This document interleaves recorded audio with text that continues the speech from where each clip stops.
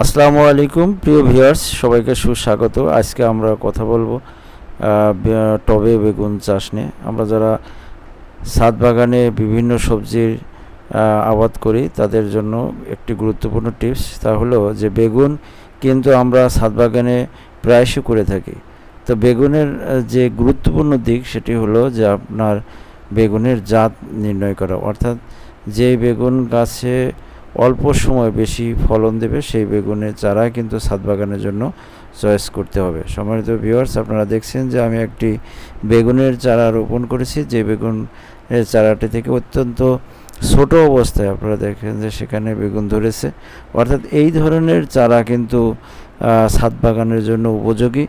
আশা করি আপনারা এই ধরনের চারা চয়েস করবেন এবং ছাদ বাগানে রোপণ করলে আপনারা লাভবান হবেন, অর্থাৎ অল্প সময়ের মধ্যে আপনারা ফলন পাবেন। সম্মানিত ভিউয়ার্স, আজকে এই পর্যন্তই। আসসালামু আলাইকুম ওয়া রাহমাতুল্লাহ।